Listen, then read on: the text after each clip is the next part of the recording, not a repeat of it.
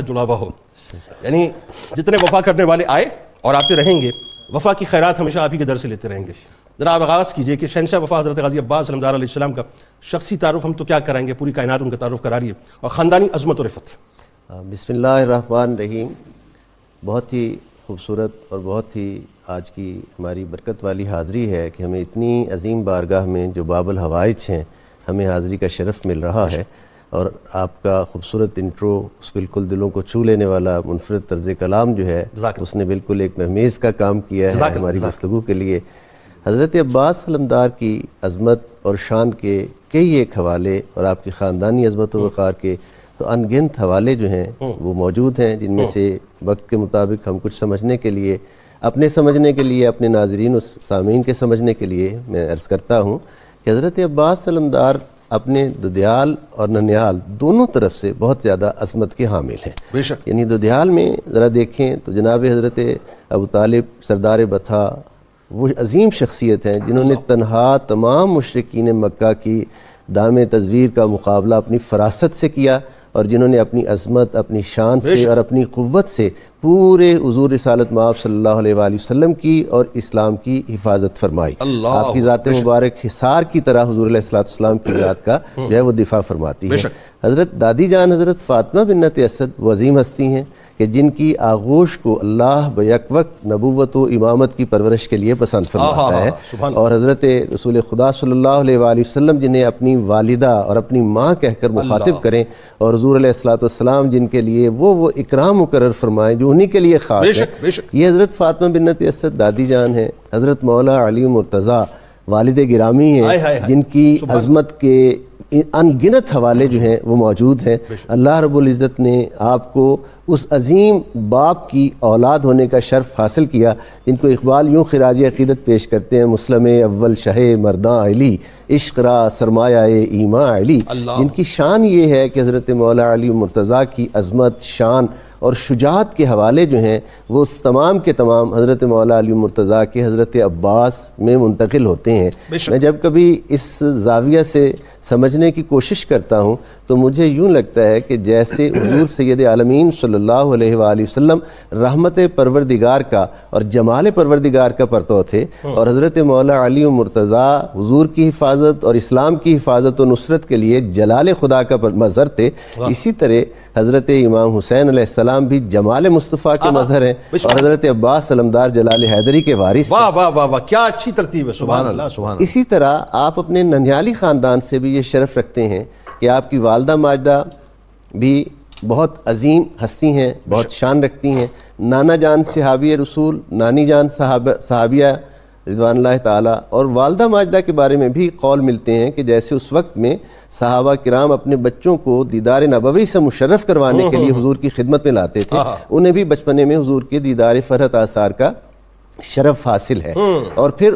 ان کی عظمت، ان کی شان کے حوالے کہ کیسے حضرت مولا علی مرتضیٰ اس خاص وجہ سے ان کا انتخاب کرتے ہیں کہ مجھے وہ رشتہ عقیل بتاؤ، وہ خاندان بتاؤ جن میں سب سے زیادہ شجاع ہو. حضرت عقیل مشورہ دیں کہ شجاعت کے حوالہ سے، فصاحت و بلاغت کے حوالہ سے، عظمت کردار کے حوالہ سے میری نظر جس ایک ہستی پہ جا کے ٹکتی ہے، جس ایک گھر پہ جا کے ٹکتی ہے، وہ حضرت حزام کا گھر ہے اور ان کی بیٹی حضرت فاطمہ ہے. اب ذرا غور طلب امر یہ ہے کہ پورے عرب میں اللہ رب العزت نے جس ہستی کو یہ شان اور عظمت عطا فرمائی، ازواج تو حضرت مولا علی مرتضیٰ کی اور بھی ہیں، سیدہ کونین کی تو شان ہی الگ ہے نا آپ کی ازواج مطہرات میں. وہ تو سرچشمہ ہے جملہ اللہ رب العزت کی عنایات کا، آپ کے گھر کے لیے بہت فیوز و برکات کا مرکز و محور ہیں. دیگر ازواج میں حضرت فاطمہ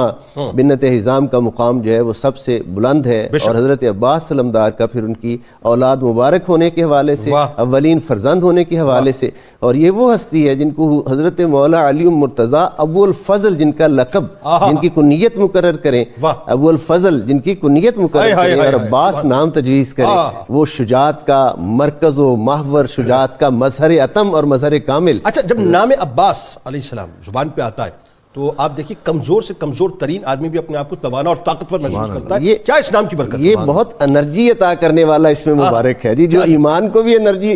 قوت عطا کرتا ہے اور جان کو بھی قوت عطا کرتا ہے. اور ایک چیز اور دیکھیں، بات کو آگے بڑھاتے ہیں ڈاکٹر صاحب، ذرا اب میں تو اس منظر کو ظاہر ہے ہم بیان ہی کر سکتے ہیں کہ کیا وہ حسین منظر تھا کہ جب سرکار مدینہ صلی اللہ علیہ وآلہ وسلم تشریف لاتے ہیں اور مولا کائنات اس وقت چشمان مبارک کو کھولتے ہیں، کیونکہ دیدار رخ مصطفیٰ صلی اللہ علیہ وآلہ وسلم سب سے پہلے ہونا ہے۔ اسی طرح سے جب مولا عباس تشریف لاتے ہیں تو آپ یہ دیکھیے کہ امام علی مقام امام حسین علیہ السلام کے رخ انور کا جب تک دیدار نہیں ہوتا اس وقت تک چشمان مبارک کو نہیں کھولتے۔ ذرا اس میں بھی تھوڑی سی گفتگو فرمائیے، لیکن ساتھ ساتھ جو آپ کے القابات اتنے کمال ہیں کہ دنیا آج بھی باب الحوائج کو پکارتی ہے، قمر بنی ہاشم کو پکارتی ہے، یعنی کیا اللہ تعالیٰ نے آپ کو رفعت اور منزلیں عطا کی ہیں؟ جی بسم اللہ الرحمن الرحیم۔ عباس نے چراغ جلائے وفا کے ہیں، صد وار خود پہ لے لیے اہل جفا کے ہیں، ہوتا ہے اہل صدق میں عباس کا شمار، چھڑ جاتے تذکرے جو کہیں کربلا کے ہیں، اور قرآن پڑھ کے دیکھ لے زندہ ہیں سب شہید، تحفے عطا ہوئے انہیں رب کی رضا کے ہیں۔ حضرت سیدنا عباس علمدار رضی اللہ تعالی عنہ، آپ کا ذکر پاک چھڑا ہوا ہے، اور کیا خوبصورت ذکر پاک ہے جنید صاحب کہ اس میں جیسے آپ نے ان کے القابات میں فرمایا کہ شہنشاہ وفا، تو میں سمجھتا ہوں کہ سارے ہی القابات ان کے با کمال ہیں، لیکن اس میں جو ایک وفا کا ایک عنصر موجود ہے وہ حاوی ہے ساری اور القابات کے اوپر۔ اللہ رب العزت نے قرآن پاک میں ارشاد فرمایا من المؤمنین رجال صدقوا ما عاہدوا اللہ علیہ، کہ مومنوں میں سے کچھ ایسے بندے ہیں جنہوں نے اللہ کے ساتھ کیا ہوا اپنا وعدہ سچ کر دکھایا۔ فمنہم من قضا نحبہ ومنہم من ینتظر فما بدلوا تبدیلا، کہ کچھ جو ہیں وہ اللہ کی بارگاہ میں پیش ہو گئے، کچھ اس انتظار میں ہیں کہ کب ہمیں موقع ملے اور ہم بھی پیش ہو جائیں، اور وہ تبدیل نہیں ہوئے، ان میں تغیر نہیں آیا، تبدل نہیں آیا، ان کی وفائیں قائم رہیں۔ اہل وفا میں سرداری جنہیں نصیب ہوئی ہے ان میں حضرت عباس علمدار کا شمار ہوتا ہے۔ تو آپ کے جو القابات ہیں ہر لقب ہی ان کی ملٹی ڈائمنشنل شخصیت کی کسی ایک ڈائمنشن اور جہت کو دکھا رہا ہے، روشن کر کے پیش کر رہا ہے۔ آپ کا ایک لقب جو ہے وہ صاحب اللواء ہے، اور صاحب اللواء اس لیے کہ کربلا میں جھنڈا آپ کے ہاتھ میں آیا، اہل حق کا جھنڈا، اہل بیت کا جھنڈا، اہل وفا کا جھنڈا، اور اہل علم و فضل کا جھنڈا، اور حضور کی اولاد پاک کا جھنڈا جس نے اٹھایا اس کا نام عباس علمدار ہے، بلکہ نبی پاک کا جھنڈا، حضور کا جھنڈا، بے شک اہل بیت کا جھنڈا ہی حضور کا جھنڈا ہے، اور وہ جھنڈا جس ذات نے اٹھایا ہے وہ حضور صلی اللہ علیہ وسلم کے مولا علی شیر خدا کے لخت جگر، اور حضور صلی اللہ علیہ وسلم کے بھی وہ نور نظر اس اعتبار سے ہیں، تو انہوں نے وہ صاحب اللواء انہیں کہا گیا۔ اچھا دوسرا آپ کا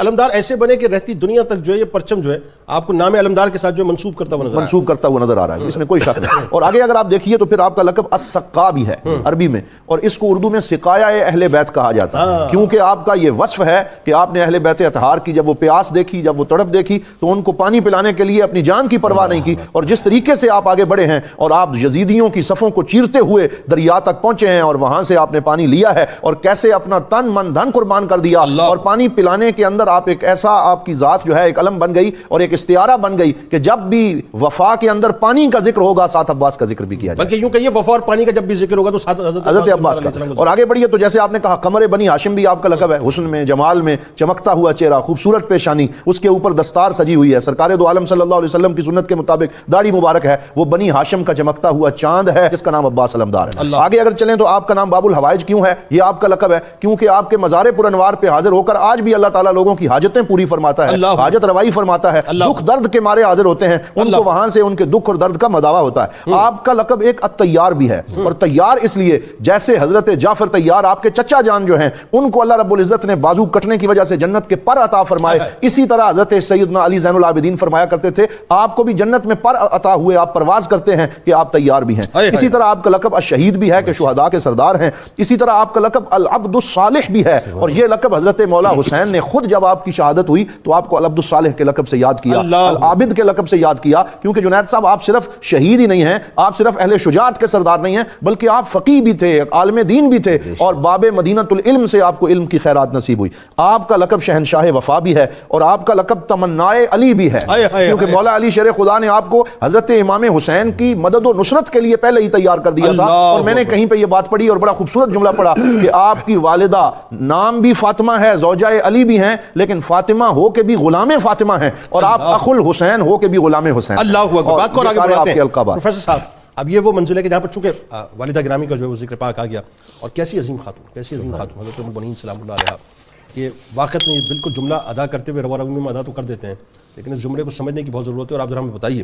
کہ جو مقام مرتبہ اللہ نے آپ کو عطا کیا، لیکن جس وقت آپ نے اپنے گھر کی چوکھٹ کو پھلانگ کر جب آپ مولا کائنات کی چوکھٹ میں داخل ہوئی ہیں تو انتہائی ادب کے ساتھ ایک کنیز کی حیثیت سے، وہ کہ آپ زوجہ تھی لیکن ایک کنیز کی حیثیت سے آپ داخل ہوئی.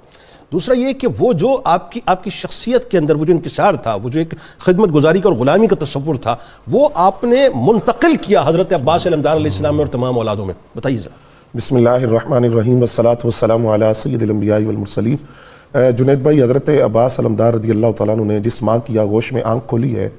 اس ماں کی عظمت کو اور کردار کو ہم 3 پہلوؤں سے دیکھتے ہیں.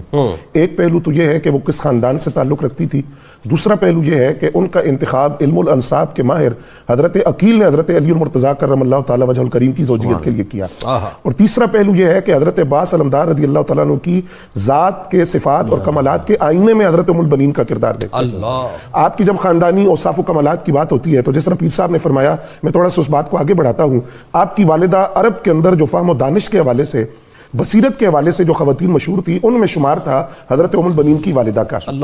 پھر آپ کے نانی کے بھائی ہیں حضرت عامر بن طفیل. یہ وہ شخصیت ہیں جن کو اشجع العرب کہا جاتا ہے، اور عرب کی وہ لڑائیاں جن کو گمسان کی لڑائی کہا جاتا تھا، ان لڑائیوں میں جو شاہ سوار شریک ہوتے تھے ان کے اندر ان کا شمار ہے. بلکہ کیسر روم کے دربار میں جب کوئی بندہ عرب سے حاضر ہوتا تو وہ سوال کرتا کہ تمہارا جو تعلق ہے وہ عامر بن طفیل سے تو نہیں ہے؟ اگر جواب ہاں میں ہوتا تو بڑی عزت و احترام سے پیش آتا. پھر آپ کے والد ہیں حضرت ہضام، اور ہضام کا معنی ہے چوڑے سینے والا. ان کی بہادری، ان کی شجاعت، وہ اپنی مثال آپ ہے. بلکہ عرب کے مشہور شاعر نے اپنی شاعری میں ان کا حوالہ دیتے ہوئے کہا کہ میں ان کی اولاد ہوں کہ جو اپنے دشمن کو موت کے گھاٹ اتارتے ہیں اور اپنے مہمان کی عزت کرتے ہیں. اسی خاندان کے ایک عامر بن مالک نام کی شخصیت اسی خاندان سے تعلق رکھتے ہیں، ان کا لقب ہے نیزوں سے کھیلنے والا. تو حضرت عقیل جو ماہر علم الانساب ہیں، ان کو جو رشتہ طلب کرنے کے لیے 3 ہدایات تھی، ان 3 ہدایات کی روشنی میں حضرت ام البنین کی عظمت کو سمجھا جا سکتا ہے. ایک، مولا علی المرتضیٰ نے فرمایا کہ جری اور بہادر خاندان سے ہو.